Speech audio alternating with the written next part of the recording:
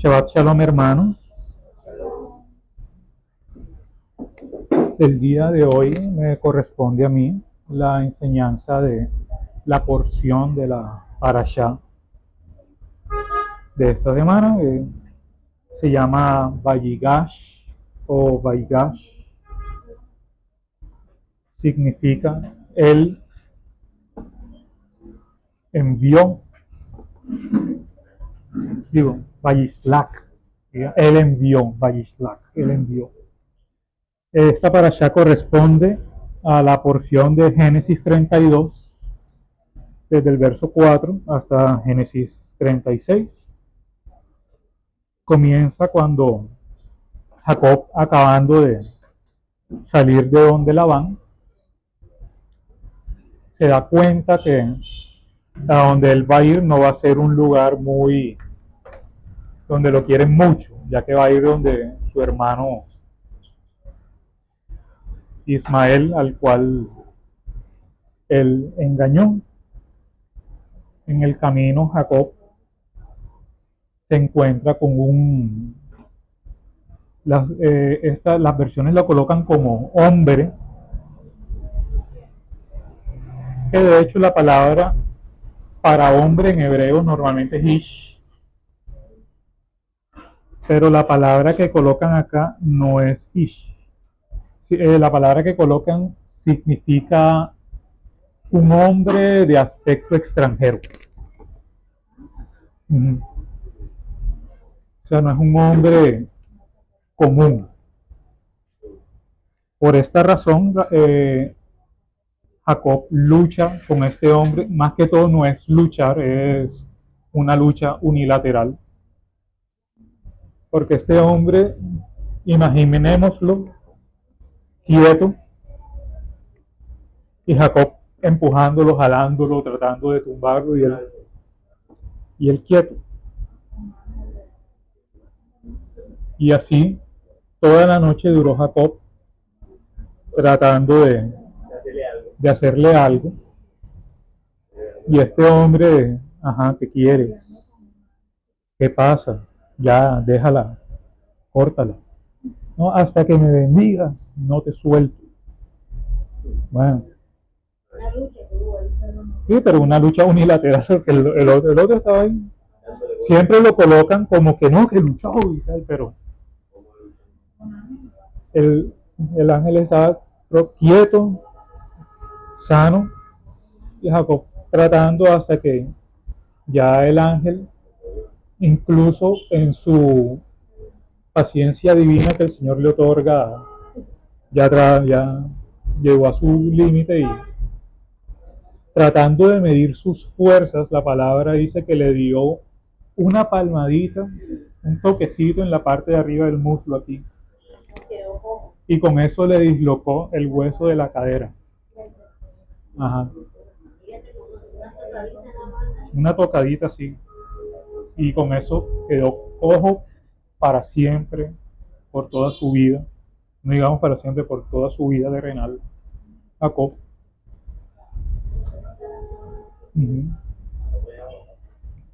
Y en la palabra dice que Jacob, aún así con la cadera dislocada, siguió. Ajá. Bueno, suéltame. No, hasta que me bendigas. Bueno, ¿cómo te llamas tú? Yo me llamo Jacob. ¿Cómo te llamas tú? Mi nombre no te lo voy a decir. Solamente te digo que a partir de hoy ya no serás considerado como Jacob, como el usurpador, como el que toma el puesto del otro, sino como Israel, el que luchó con Dios, el que luchó junto a Dios y prevaleció. Aguantaste por lo menos aquí un poquito de la presencia de Dios manifestada a través de uno de sus ángeles. Miren, esto nos da un mensaje de persistencia. Hay que persistir en las cuestiones. No es como el cuento ese algunos se los he contado, de el mancito, la persona que tenía la mala costumbre, que todos los días a las 11 de la mañana iba donde la bolitera de la esquina y anotaba el 1, 2, 3, 4. Desde que cumplió los 18 años que podía anotar bolita, iba a anotar el 1, 2, 3, 4. Y así todos los días hasta que él ya creció, tuvo hijos, nietos, bisnietos, y de todos modos iba todos los días a anotar el 1, 2, 3, 4. Cuando el tipo tenía 99 años, en su lecho de muerte, iban a ser las 11 de la mañana y le dice al nieto, al bisnieto: Pancracito, por favor, ten estos 1,000 pesos y ve donde la bolitera de la esquina y anota, anota el 1, 2, 3, 4. Bueno, el niñito fue con los 1,000 pesos, anotó.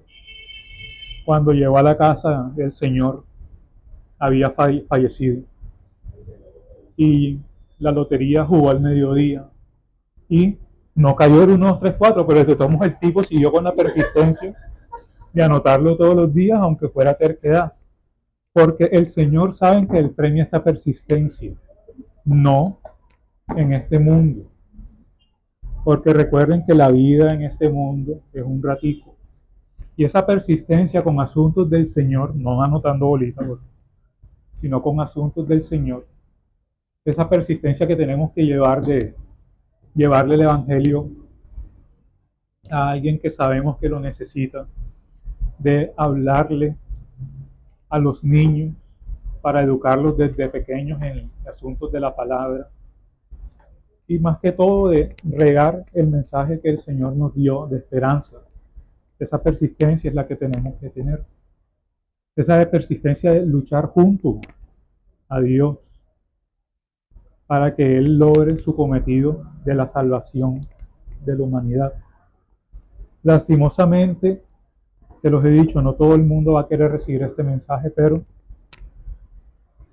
tenemos que persistir, y sobre todo viendo la situación en la que estaba Jacob. Él sabía que iba a llegar a un lugar en donde no lo tenían en muy alta estima, donde no solamente peligraba la vida de él, sino la vida de todo su campamento, porque no solamente era sus esposas y sus hijos, él llevaba consigo también siervos y personas que en el camino se le habían unido. El campamento de Jacob fue grande porque la gente veía en él la obra del Señor, y aún así él, más que todo, temía, era por ellos. Vamos a leer en Génesis 32, del 9 al 12, cuando Jacob se encuentra en este estado de angustia. Vamos a leer desde el 7. Dice: Jacob tuvo mucho temor y se angustió. Dividió en dos los campamentos, la gente que estaba con él y las ovejas y las vacas y los camellos, y dijo: si Esaú viene a un campamento y lo ataca, el campamento que queda escapará. En el 9 dice: entonces Jacob oró, dijo: oh Dios de mi padre Abraham, Dios de mi padre Isaac, Señor, que me dijiste: vuelve a tu tierra y a tus familiares y yo te haré prosperar. Indigno soy de toda misericordia y de toda la fidelidad que has mostrado a tu siervo, porque con solo mi cayado crucé este Jordán y ahora he llegado a tener dos campamentos. Líbrame, te lo ruego, de la mano de mi hermano, de la mano de Esaú, porque yo le tengo miedo, no sea que venga y me hiera a mí y a las madres con los hijos. Porque tú me dijiste: de cierto te haré prosperar y haré tu descendencia como la arena del mar, que no se puede contar por su gran cantidad. Miren esta oración. Si hacemos retrospectiva de lo que hemos leído de Génesis hasta el momento, esta es la oración más explícita que se ha escrito hasta este punto en la palabra. ¿Por qué el Señor decidió plasmar toda la oración de Jacob aquí? Así como Él, cuando encarnó y los discípulos le pidieron, enséñanos cómo orar, y Él les dio el modelo de oración, lo que por allá se conoce como el Padre Nuestro, que ya es más un rezo que un modelo. Aquí el Señor nos está dando un modelo de cómo tiene que ser la oración dirigida a Él. Y veamos este modelo de oración en qué se basa. En la humildad. Miren cómo Jacob dobla la cabeza, agacha su cerviz, se postra ante el Señor y pide no por él, sino por todas las personas que lo acompañaban para liberarlos de la mano de su hermano. Jacob tenía una personalidad, él era pechichón, porque se crió en el campamento al lado de su madre. Él era pechichón y por eso se veía que era piloso, más bien. Como andaba rodeado siempre de gente, él aprendió a analizarlos y a leerlos.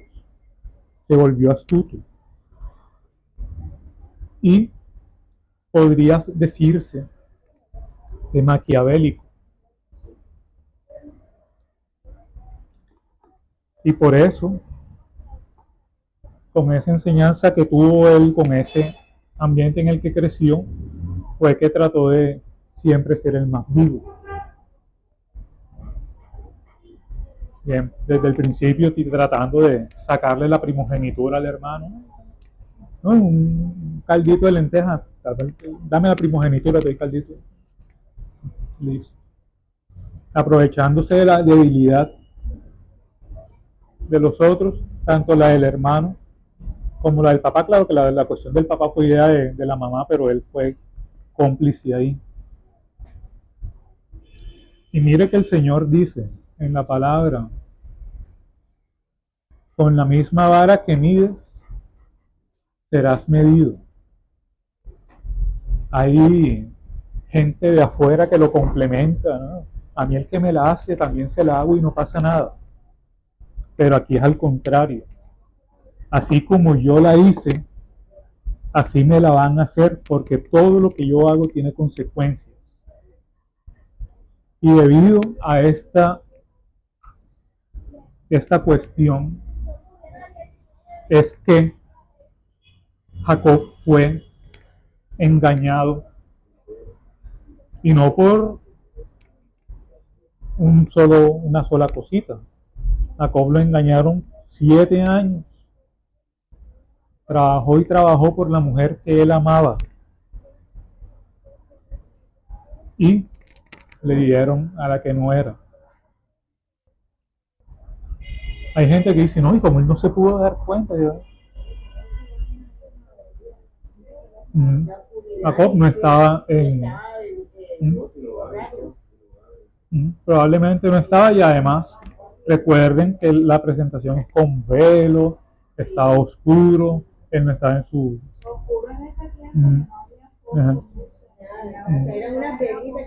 Correcto. Entonces, tampoco es que haya sido mucha culpa de él, sino que se la aplicaron. Sí, le dieron por la cabeza. Se la aplicaron ya cuando se despertó y vio el rostro. Esta no es mi esposa, esta no es la que yo quería. Y de todos modos, a través de ese engaño, él siguió trabajando por la que él quería. Se la dieron a la semana. No podemos decir que le tocó esperar otros 7 años, que la palabra es clara. Acabó el tiempo de la luna de miel y cuando acabó la luna de miel, enseguida se casó con la otra, pero quedó con el compromiso de trabajar otros 7 años. Sí. Y además, miren, con este engaño fue como, podemos decir que el engaño como tal que hizo Jacob podía ser parte del plan del Señor. No, es consecuencia. El Señor hace que se cumplan sus planes de una manera u otra. Si Jacob no hubiera intervenido, de todos modos la primogenitura hubiera sido hacia él. Pero, de nuevo, por tratar de ayudar al Señor, se vienen consecuencias graves. Estas grandes ideas de, ay, ponte piel de cabrita y métele el guiso a tu papá y trata de imitar a tu hermano. Mire lo que pasó. 14 años trabajando. Oh, que mira que yo no puedo tener hijos, entonces te voy a dar a mi sierva para que tengas un hijo y ese hijo ahora es el padre del pueblo que está en contra de Israel y mire todas esas guerras que han venido por tratar de ayudar al Señor.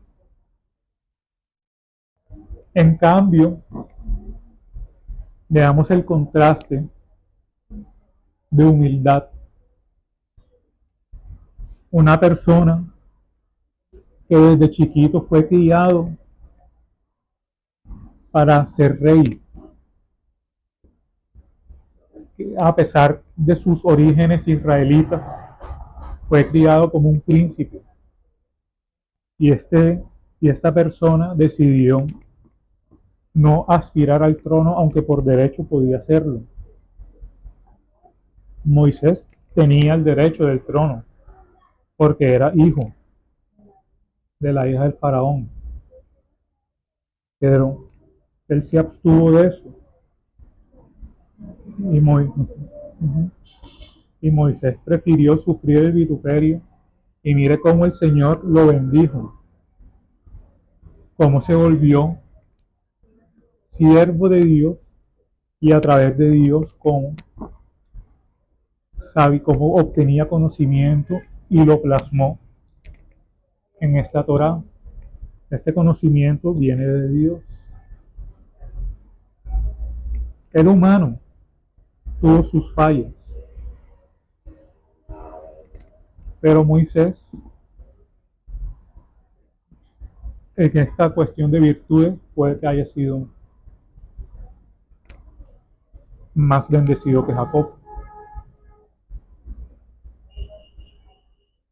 Porque siempre hablamos, ¿no? La ley de Moisés. No hablamos de la ley de Israel, que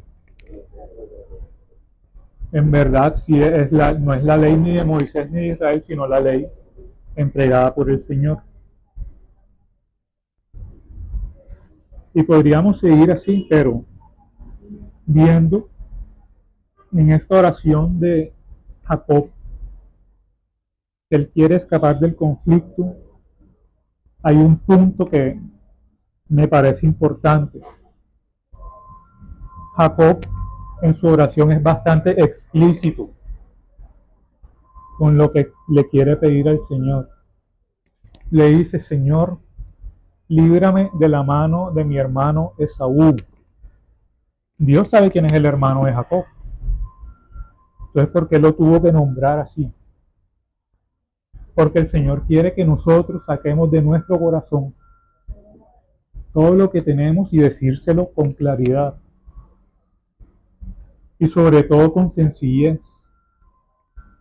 El Señor no quiere que nosotros oremos despreocupadamente y tratando de adornar las cuestiones de sobremanera. No vamos a orar de una manera: oh, gran Padre Celestial, Dios omnipotente, todopoderoso, creador del cielo y de la tierra, que nos has bendecido con tu presencia alrededor del mundo en este día en este día caliginoso, en el cual las aves del cielo prosopopélicamente cantan y te alaban. Eso no es necesario. El Señor lo que quiere es la sinceridad de nuestro corazón. Y sobre todo plasmársela directamente. Y sobre todo humildemente.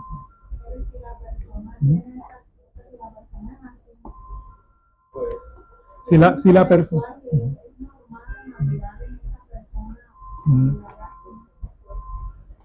Es normal, pero de todos modos tiene que esforzarse en ir al punto. Hay que...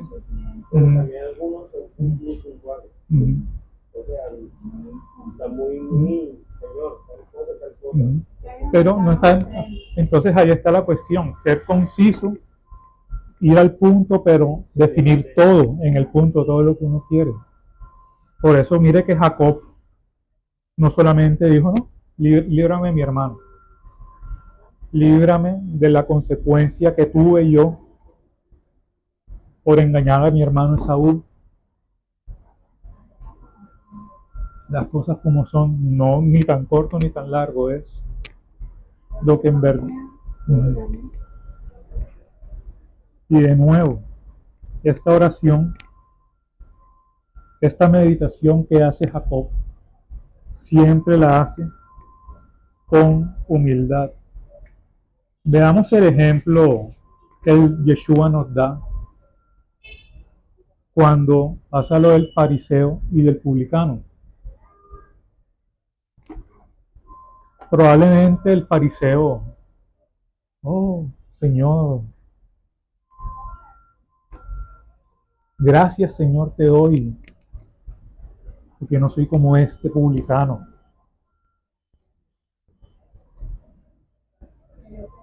Porque yo te doy el diezmo, yo ayuno.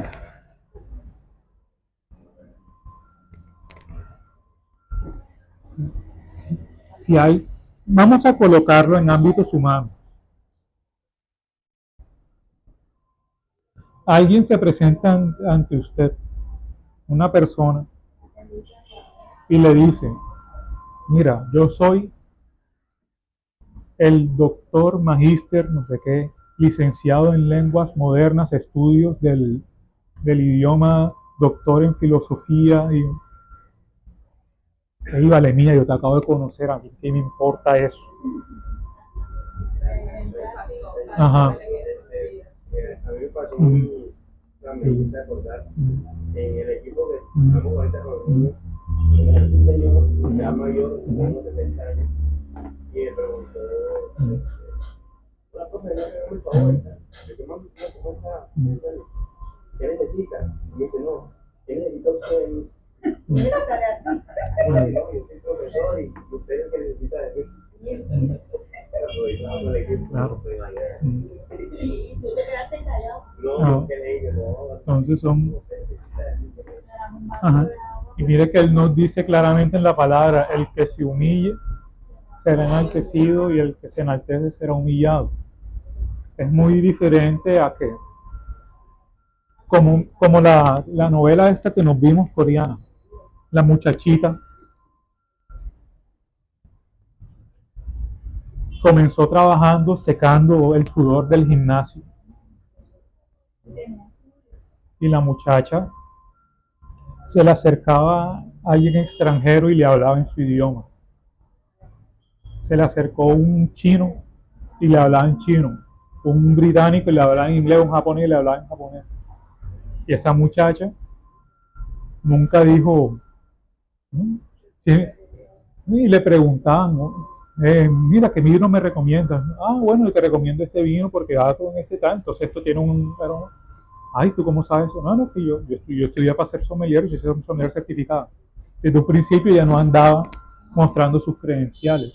Y esa humildad fue lo que lo lleva uno adelante. Y esa humildad es la que nosotros tenemos que presentar ante el Señor.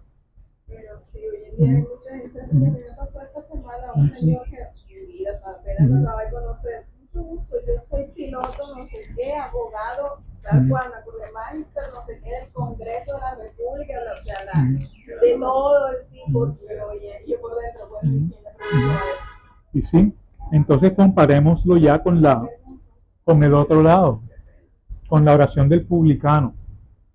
El publicano llega y cae al suelo dolido, llorando y entre lágrimas solamente decía, perdóname Señor, porque soy pecador.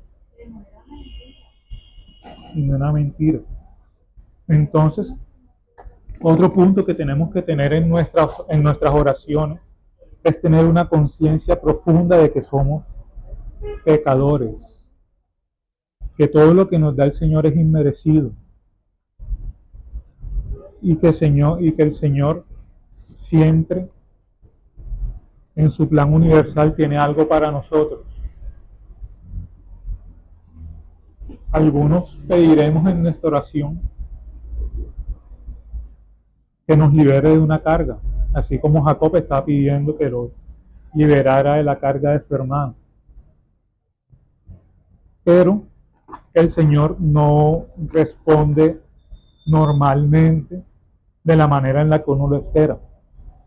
Responde en la manera que más a uno le convenga. Cuando Jacob terminó de orar y siguió, ¿qué fue lo primero que él vio? Él vio a los hombres de su hermano. Y Jacob, ay Dios mío, me van a matar. ¿Cómo se fue acercando Jacob? Con humildad, con sencillez, además de con miedo. Se acercaba y se postraba, y se iba acercando y se postraba. Miren, yo no sé, pero yo siendo Esaú, yo veo eso y yo me muero de la risa. Yo veo esa actitud y este man que... Porque Jacob llegaba, se acerca, se paraba, se postraba, se arrodillaba y se paraba y iba caminando. Ajá. Ajá. Uh-huh. Uh-huh. Uh-huh. Sí, yo como Esaú, yo veo si yo me muero de la risa y por eso me imagino que veo que Esaú se llegó y la palabra dice que se reconciliaron ahí mismo. Probablemente así haya sido por esta situación hilarante o el Señor en verdad de Saúl le colocó en su corazón. Porque es que el Señor bendijo a Saúl económicamente, que era lo único que él le interesaba. Y entonces, como él dijo, no, hermano, ya yo soy prosperado. Es la respuesta que le dio. Yo tengo muchas cosas, no me tienen que dar nada. Ya no le importa. Y tanto que oró también. Sí. Jacob, entonces. Entonces, otro punto de la oración. Miren cómo Jacob le decía, oh Señor, tú que has hecho un pacto con mi padre Abraham, tú que eres Dios de Abraham, Dios de mi padre Isaac. Siempre todo lo que daba en la oración lo argumentaba. Y ese es otro punto. Además de ser claros y concisos, tenemos que ser argumentativos con el Señor. Así como en la oración modelo que nos dio Yeshua, perdona nuestras ofensas, así como nosotros perdonamos a quien nos ofende. Con un argumento le pide al Señor, perdóname porque así. Entonces, en nuestra oración nosotros tenemos que formar la idea de lo que queremos y por qué lo queremos. Y así el Señor nos puede, ya nos entiende, porque lee nuestra mente y corazón. Pero así el Señor sabe que en verdad nosotros queremos eso para algo y ese algo tiene que ser algo que tenga que ver con el plan del Señor. No vamos a orar al Señor, quiero ganarme el baloto porque quiero irme de viaje en un yate. Solamente, Señor, solamente estoy no tengo shalom económico, por favor, dame shalom económico para poder reposar y poder cumplir y dedicarte más tiempo. Algo así. Ya es muy diferente. Porque en verdad, probablemente el Señor haga una estadística y el 95% de las oraciones del mundo sean por cuestiones económicas. Y sí, el Señor nos dice, no hagan tesoros donde la polilla y el óxido comen y corroen, y donde los ladrones minan y hurtan. Pero lastimosamente en este mundo cesareo, porque el César, de lo que es del César, es lo que mueve al mundo, el dinero. Es algo un mal necesario y el Señor nos puede proveer de los medios para poder obtener lo que se necesita para obtener el pan. Siempre tenemos que argumentar en la oración y finalmente en este punto ya sabemos la respuesta que le dio el Señor a Jacob. Fue una respuesta inmediata. Pero en nuestro caso, y en la mayoría de los casos puede que no sea así. Porque el Señor, a través de las pruebas que nos colocan, nos quiere dar una lección de paciencia, resiliencia y sobre todo de fe en la confianza que tenemos que tener en Él. Miren Job cuánto tiempo duró con la enfermedad. Y Job llegó al punto que le reclamó a Dios y Dios le cayó la boca. No sabemos cuánto tiempo después de ahí siguió enfermo, pero a su tiempo el Señor le restituyó y con creces. De esta manera el Señor puede que no nos restituya en este mundo, sino en el mundo venidero. Y tenemos que aprobar y sobre todo ser pacientes con su voluntad, porque es Él lo que Él nos quiere enseñar. Oh, miren qué bonita es. Miren esta cuestión de la oración, algo tan cortico, toda la temática que viene de todo lo que nos quiere enseñar el Señor. Y aún así, todavía falta más por aprender. Porque ya después que Jacob fue perdonado por Esaú, ya Jacob se consolida como Israel. El Señor vuelve hacia él y se le presenta y vuelve y le dice, Jacob, ya no serás llamado así, serás llamado Israel. El que lucha junto a Dios, el que ora constantemente, ya que la oración tiene que ser siempre, en todo momento, que estemos bien o estemos mal.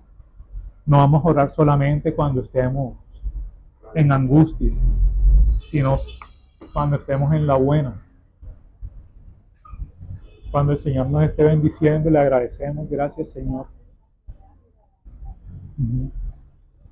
Cuando estemos llenos, comerás, te saciarás y darás gracias. Y así el Señor no nos apartará de su camino, porque estamos luchando junto con Él.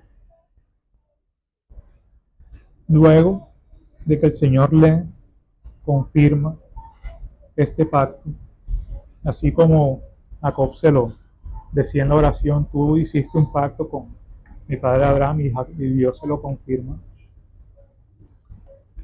viene el nacimiento de el último hijo de Jacob, bueno, el último hijo con Raquel, Benjamín. Pero este niño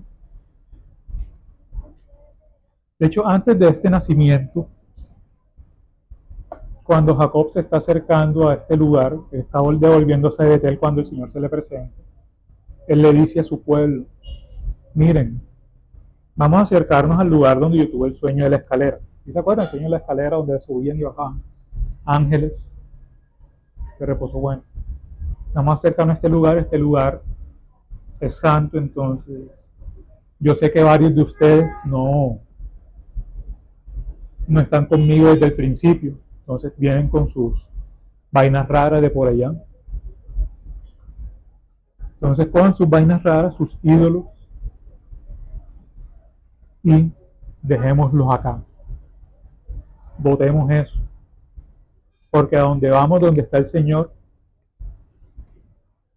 no va a haber idolatría. Y esto lo vemos ahora sencillo, pero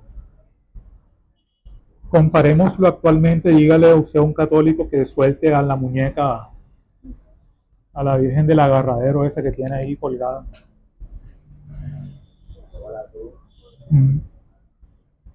Entonces se ofenden. Y probablemente varias personas en el campamento de Jacob hicieron lo mismo. La palabra no lo dice, no lo sabemos. No, yo me quedo con mis muñecos acá. Lastimosamente,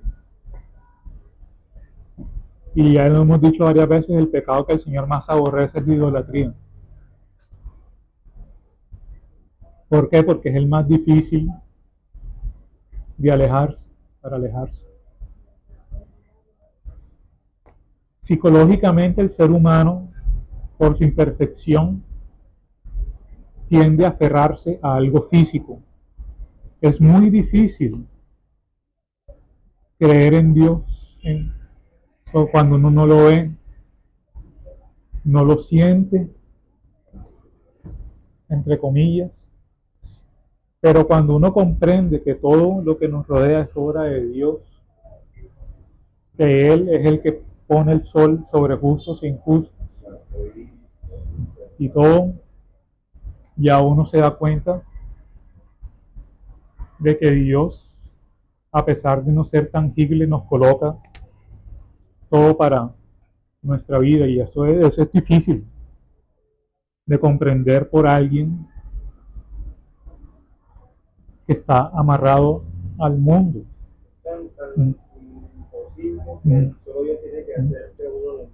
Correcto, es tan imposible porque solo Dios es el que coloca en la mente y el corazón de uno esa actitud. Analógicamente, vayámonos al cine. La película Matrix. ¿Qué le dice Morfeo a Neo? Mira, normalmente nosotros cuando sacamos una mente de Matrix, es una mente joven. Porque la mente joven es más receptiva. En cambio, una mente vieja se aferra tanto en sus creencias, a su mundo, que cuando se libera, se tuesta. Entonces, por eso vemos, desgraciadamente, tantos casos de gente que conoce a Dios, pero el terreno en el cual estaba esa palabra no era un terreno firme, era un terreno de piedritas y se hunde. Y eso tuerce a la persona de maneras bastante tristes. Y lo peor es cuando pasa con gente que tiene alto poder de convencimiento. Porque así como se tuestan a muchas personas, les ponen doctrinas sacadas de yo no sé dónde, y a la final terminan convenciéndolos de suscribirse de la vida, en su caso más extremo. ¿Por qué? Porque simplemente cogieron un poquito de acá, poquito de acá, poquito de acá, para formarse una idea que más le convenía a ellos. Y sobre todo que esas ideas que más les convienen a ellos son, desgraciadamente, las que más lucran. Entonces no es común escuchar un mensaje de arrepiéntete porque el Señor te salva. Es más común es siembra, el Señor te da con creces lo que tú siembras. Es más fácil de aceptarlo, porque estamos tan amarrados que el arrepentimiento se vuelve algo casi imposible para una persona que el Señor no le coloca en su corazón ese verdadero arrepentimiento.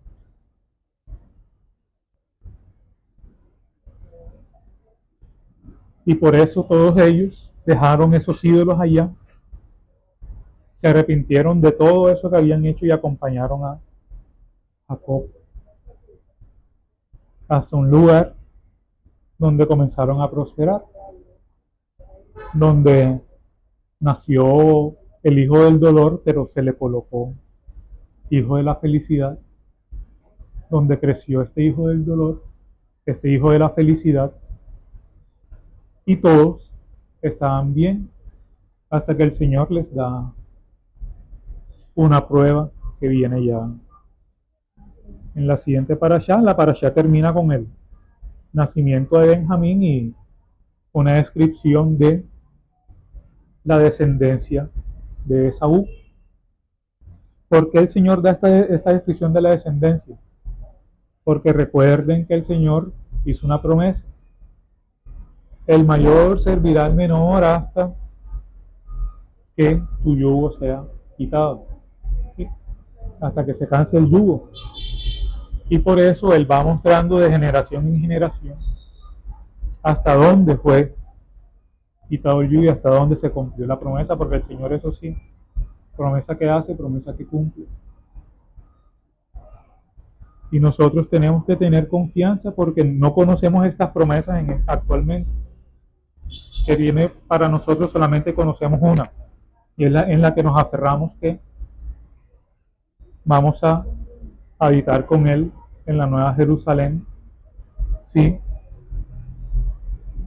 seguimos sus estatutos, guardamos sus mandamientos, si proclamamos su venida y resurrección. Y por esto, hermanos, es que nosotros llevamos esta palabra, este mensaje de esperanza, porque el Señor, esta promesa, la va a cumplir.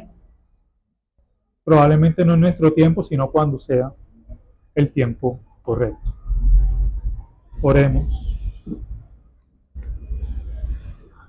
Bendito eres tú, Señor nuestro Dios, Rey del universo, que nos has santificado con tus mandamientos y nos has ordenado congregarnos en este día de Shabbat, en este día de reposo que tú has manifestado para tu creación, que tú, Señor, en tu infinita sabiduría nos has dado para que nosotros podamos reposar, descansar y dedicártelo a ti.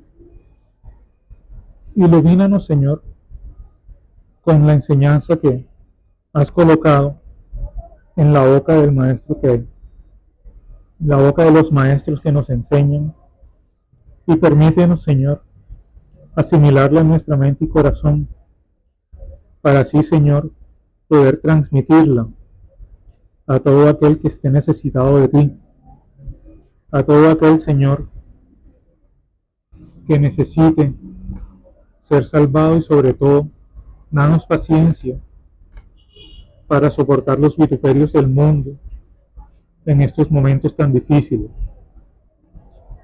Permítenos, Señor, soportar las cargas que el mundo nos coloca, ya que tú, Señor, nos has prometido descanso, nos has prometido shalom. Y permítenos, Señor, permanecer junto a ti durante toda la eternidad en la Nueva Jerusalén. Te pedimos eso en el nombre de tu Hijo amado, nuestro Señor y Salvador, Yeshua HaMashiach. Amén.